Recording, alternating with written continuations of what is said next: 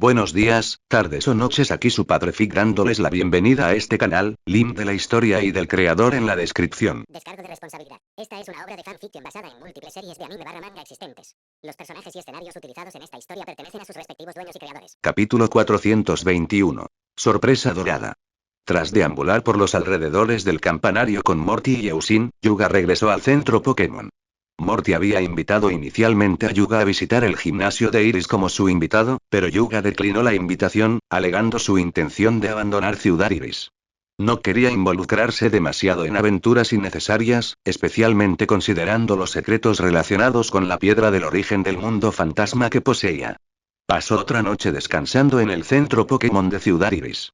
A la mañana siguiente, recibió un mensaje de la enfermera Joy, informándole de que un joven monje lo estaba buscando.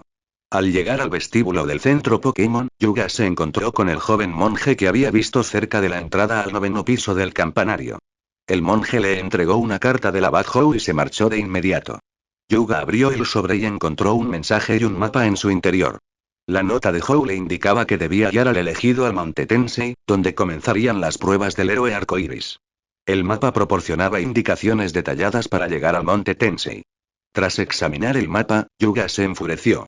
La ubicación indicada en el mapa se encontraba en la región de Kanto, muy lejos de la región de Yoto. Enfurecido por las molestias causadas por la manipulación de Hou, Yuga apenas podía contener su frustración. Sentía que Hou lo trataba como a un simple recadero en lugar de como a un entrenador respetado. A pesar de su enfado, Yuga empacó sus pertenencias y decidió abandonar Ciudad Iris ese mismo día para encontrar al supuesto elegido. Sin embargo, no tenía ni idea de cómo localizarlo. Yuga sacó la pluma arcoíris de la mochila de su sistema y la examinó detenidamente. A pesar de revisarla varias veces, no encontró ninguna pista ni indicio de su propósito. Desconcertado, Yuga decidió dirigirse primero a la región de Kanto, ya que la Monte Tensei sin duda se encontraba allí. Quizás se encontraría con el elegido en las cercanías. Abordó un vuelo a Pueblo Primavera, ya que era la ciudad más cercana en la región de Kanto. Desde allí, seguiría la Ruta 27, la Catarata Toyo, la Ruta 26, la Calle Victoria y la Ruta 22 para llegar a Ciudad Verde en la región de Kanto. Las regiones de Yoto y Kanto formaban parte de la misma zona cuando se creó la Liga Pokémon. Posteriormente, se dividieron en dos regiones, con el Monte Plateado como límite. Mientras Yuga estaba sentado en el avión rumbo a Pueblo Primavera, recordó la apresurada salida de esa mañana y se dio cuenta de que no había consultado la tienda de entrenadores en el sistema. Para Yuga, comprobar la actualización diaria de la tienda de entrenadores se había convertido en un ritual cotidiano, con la esperanza de encontrar alguna sorpresa inesperada, tal vez incluso un objeto de oro. Con estas ideas en mente, Yuga abrió la tienda Trainer Store en el sistema. Y entonces, tal como se atrevió a esperar, sucedió. Al ver la deslumbrante luz dorada en una de las 9 casillas, Yuga no pudo evitar sentir ganas de gritar de alegría. Por fin parecía que su suerte estaba cambiando. Debe ser la compensación que le da el sistema al ver lo mal que lo maltrató ese bastardo de Hou, pensó Yuga. Sin embargo, el objeto dorado tenía un precio exorbitante de 5 millones de yenes. Primer artículo dorado a mitad de precio. Una voz del sistema resonó repentinamente en la mente de Yuga. ¿Solo estos 5 millones a mitad de precio? ¿Qué tiene de valioso? Yuga no lo dudó y enseguida hizo el intercambio por el artículo. En un instante, una parte considerable de sus ahorros se esfumó. Yuga no podía evitar sentir que su dinero no le duraba, a pesar de haber ganado bastante en la guardería Yo-Yo. Cada vez que gastaba dinero, parecía desaparecer en un abrir y cerrar de ojos. Una vez completado el intercambio, la atención de Yuga se centró en el objeto dorado que ahora reposaba en la mochila de su sistema. ¿Semilla de lo desconocido?, murmuró para sí mismo, desconcertado por el nombre del objeto. El objeto tenía aproximadamente el tamaño de un pulgar, un tenue color dorado y un sutil brillo.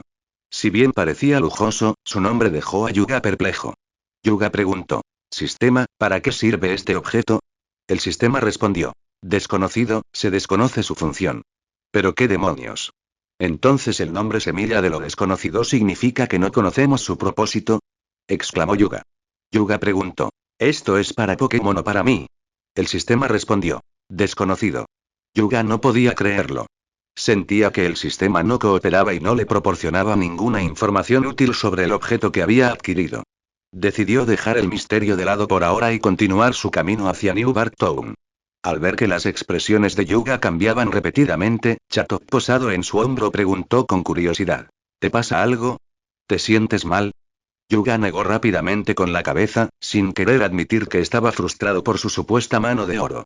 Los vuelos dentro de la misma región fueron bastante rápidos, y al anochecer, Yuga llegó a Pueblo Primavera. Había recorrido más de la mitad de la región de Yoto, partiendo de Ciudad Iris por la mañana. Pueblo Primavera era conocido como el origen del viento y era famoso por el laboratorio de investigación Pokémon del profesor Elm, similar en estatus a Pueblo Raíz Pequeña en la región de Hoenn. Al llegar a Pueblo Primavera, Yuga decidió no marcharse de inmediato, ya que se estaba haciendo tarde. Continuar hacia Kanto implicaría acampar en la naturaleza. Era mejor descansar y prepararse en Pueblo Primavera. Además, Yuga había adquirido un misterioso objeto de oro y quería examinarlo detenidamente. Se apresuró a llevar a Chatop consigo al centro Pokémon de Pueblo Primavera, comió algo sencillo y luego se registró en una habitación. Una vez en su habitación, Yuga no pudo esperar más y sacó la semilla de lo desconocido de la mochila de su sistema. Al ver a Yuga sostener el objeto que emitía un brillo dorado, Chatop preguntó con curiosidad. ¿Qué es eso? Se ve increíble. Yuga respondió. Yo tampoco lo sé. Eso es lo que estoy tratando de averiguar. Chatop asintió con la cabeza en señal de comprensión y observó atentamente a Yuga mientras este examinaba la semilla de lo desconocido. Yuga la giró, tratando de comprender su propósito. En un momento de curiosidad y frustración, incluso intentó morderlo y lamerlo, casi como si estuviera pensando en comérselo. Por un momento, Chatop sintió que su entrenador estaba actuando de manera bastante tonta. Esto no es para mí. Concluyó Yuga mientras escupía el objeto. Yuga dedujo que podría estar destinado a Pokémon. Decidió liberar a Absol, que había sido algo descuidado últimamente.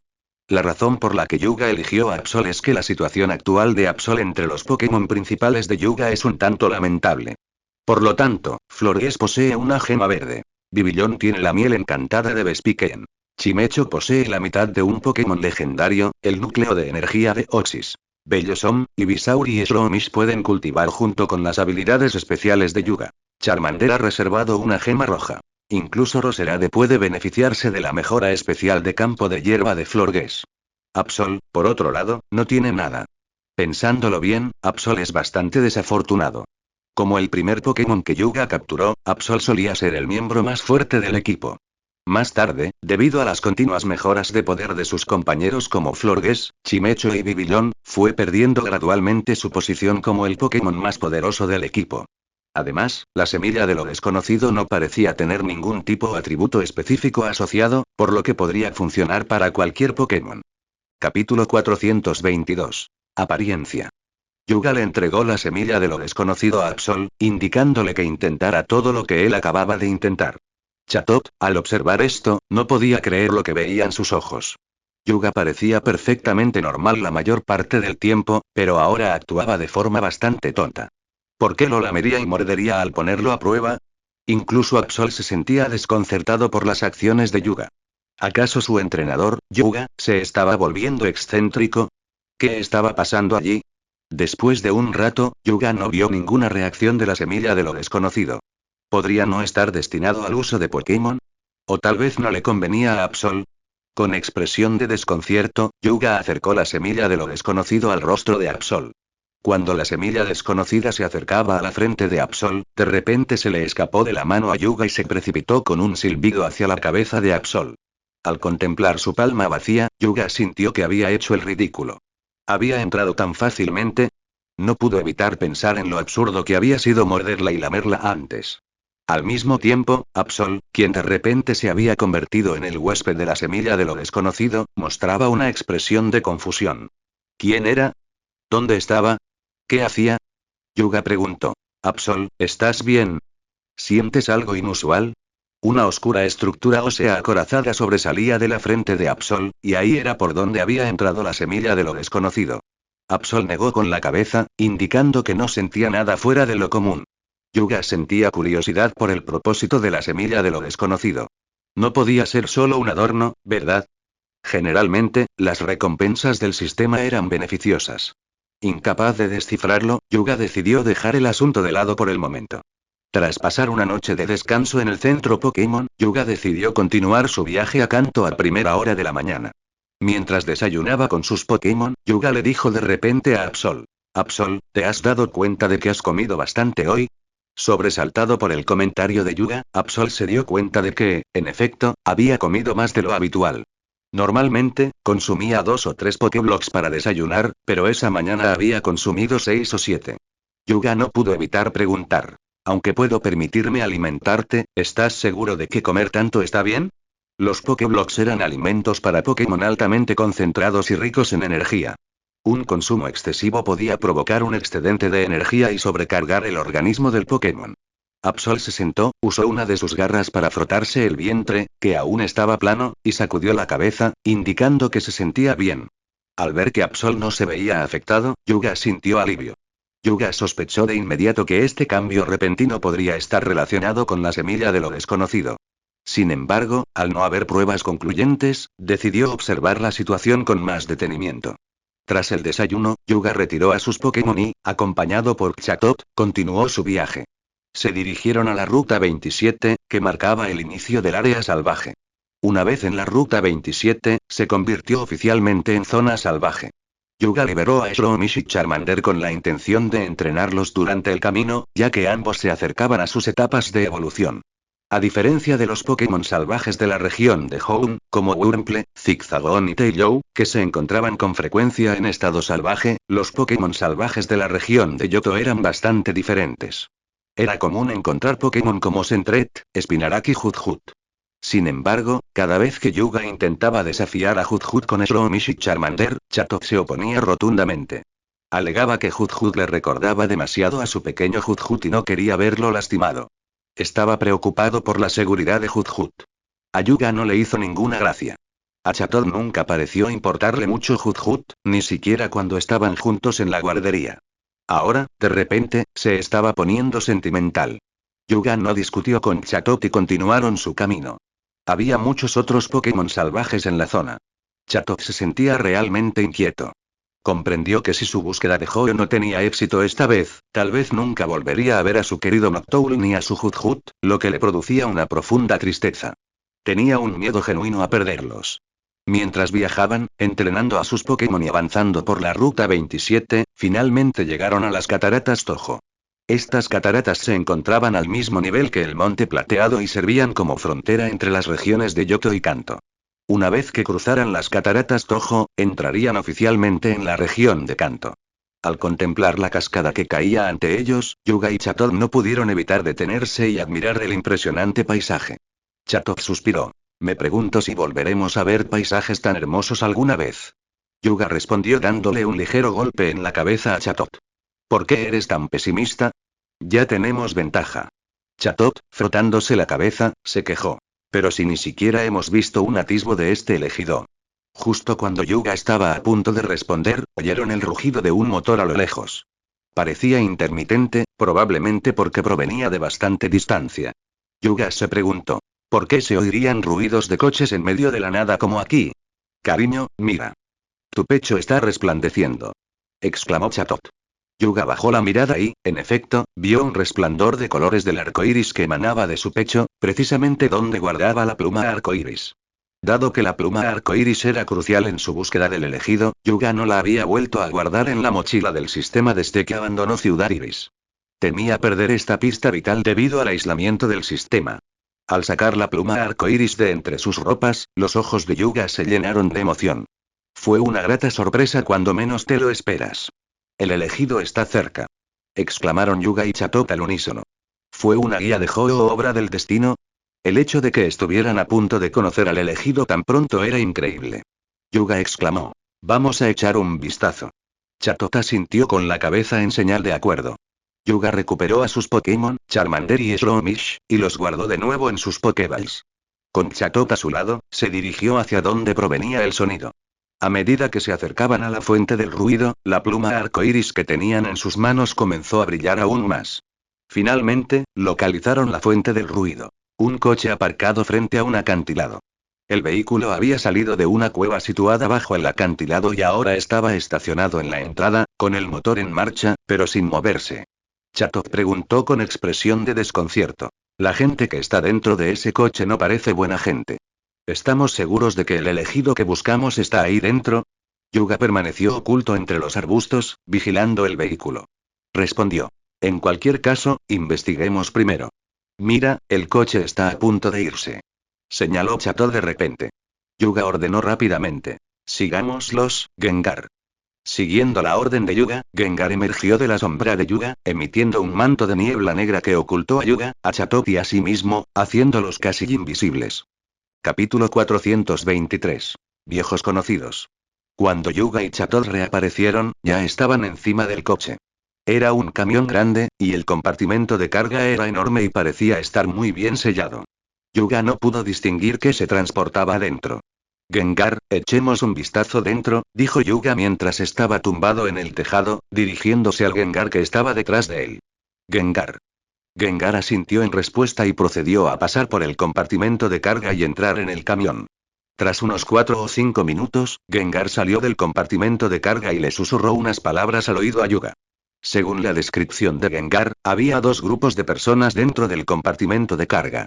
Un grupo estaba formado por niños inconscientes, mientras que el otro parecía estar vigilándolos. Yuga pensó que las personas que iban dentro del camión probablemente no eran buenas personas. El enorme camión circulaba a gran velocidad, con el viento azotándolos y el terreno accidentado, lo que provocó que Yuga sintiera bastante náuseas. Gengar, ¿tienes alguna forma de lidiar con la gente que custodia el compartimento de carga? Preguntó Yuga mientras se aferraba con fuerza al compartimento de carga para evitar caerse. Gengar sonrió y asintió a Yuga, luego volvió a atravesar el compartimento de carga y entró en él. Tras más de 10 minutos, el clic de la puerta del compartimento de carga indicó que se había abierto. Inmediatamente después, Gengar salió flotando del interior. Para evitar que la puerta del compartimento de carga hiciera ruido debido a los baches del camino, el precavido Gengar también usó su poder psíquico para mantener la puerta en su lugar. Después de que Gengar emergiera del compartimento de carga, guió a Yuga y Chatot hacia el interior. Al ver a la gente tendida sin orden ni concierto dentro del compartimento de carga, Yuga se sorprendió mucho porque, sin excepción, todas esas personas llevaban uniformes del equipo Rocket. Yuga no esperaba toparse con el equipo Rocket mientras buscaba a alguien. Este era ya su segundo encuentro con ellos. Había unas 10 personas con uniformes del equipo Rocket, y todas ellas habían sido hipnotizadas por Gengar, roncando en el compartimento de carga. Además de estos miembros del equipo Rocket, había más de 20 niños con uniformes azules, todos de alrededor de 10 años. ¿Por qué había niños en el compartimento de carga del equipo Rocket? Se preguntó Yuga. Creía que la persona que buscaba debía estar entre esos niños. Yuga sacó la pluma arcoíris de su bolsillo y se acercó al grupo de niños inconscientes. Comenzó a examinarlos uno por uno, acercándoles la pluma arcoíris. Finalmente, la mirada de Yuga se posó en un niño que parecía tener unos 8 o 9 años. A medida que la pluma arcoíris se acercaba, su luz de 7 colores irradiaba intensamente. Cuando la pluma arcoíris se retiraba, la luz de 7 colores se atenuaba. Parecía sin duda alguna que se trataba de este niño. Sin embargo, este niño era demasiado pequeño. ¿Cómo podía ser él a quien buscaban? Parecía más bien una niñera que alguien a quien Yuga debía encontrar. El niño tenía el pelo corto, negro y desaliñado, que parecía no haber sido lavado en mucho tiempo, por lo que estaba sucio. El rostro pequeño, del tamaño de la palma de la mano, era oscuro y, al igual que el cabello, probablemente no se había limpiado en mucho tiempo, lo que hacía imposible distinguir sus rasgos faciales. Tenía una figura muy delgada y menuda. La camisa azul que llevaba puesta parecía más una sábana y le quedaba bastante mal. Al observar la apariencia del niño, Yuga ni siquiera pudo determinar si era niño o niña. ¿Es él de verdad? Chatot voló hacia Yuga y susurró suavemente. Yuga respondió. No debería haber ningún error. La pluma arcoíris solo reaccionó ante él.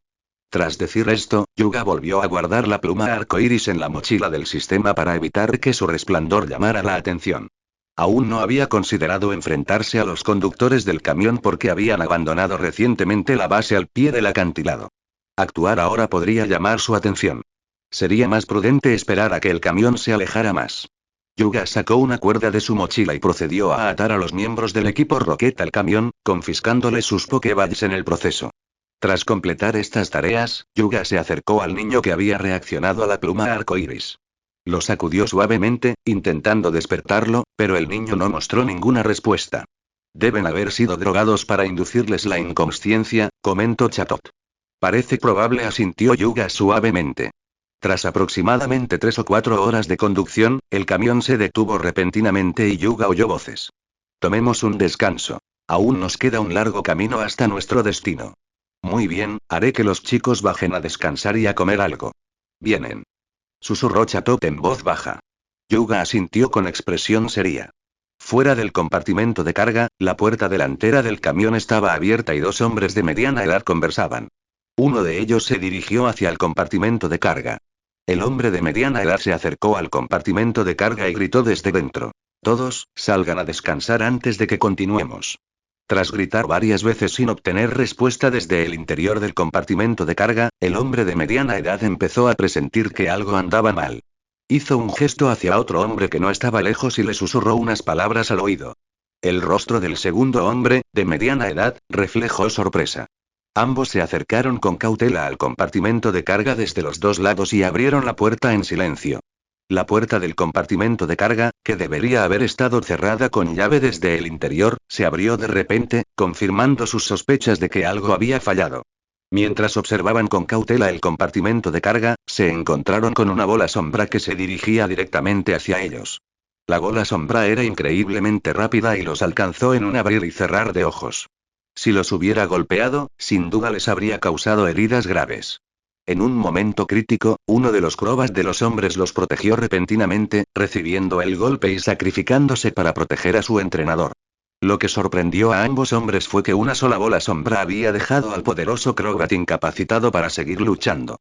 Al ser alcanzado por la bola sombra, Crobat salió disparado hacia atrás, chocando finalmente contra un árbol cercano y cayendo al suelo. «Hola». Se oyó una voz desde el interior del compartimento de carga. Ambos hombres dirigieron su atención al interior del compartimento de carga y vieron a un niño pequeño sonriente. A su lado, un Gengar también lucía una sonrisa traviesa. «¿Eres tú?», exclamó sorprendido el entrenador del Crobat caído. «Sí, soy yo». «Nos volvemos a encontrar, Tyson», respondió el joven. Uno de los dos hombres de mediana edad no era otro que Tyson, un miembro del equipo Rocket con quien Yuga ya se había topado antes. Su encuentro anterior había sido cuando Yuga visitó al abuelo Milton, y Tyson había participado en un ataque contra Whitney en aquella ocasión. Tyson jamás esperó volver a encontrarse con el joven, y menos aún en estas circunstancias. A juzgar por el travieso Gengar que lo acompañaba, Tyson se dio cuenta de que las probabilidades no estaban a su favor. Capítulo 424. El elegido.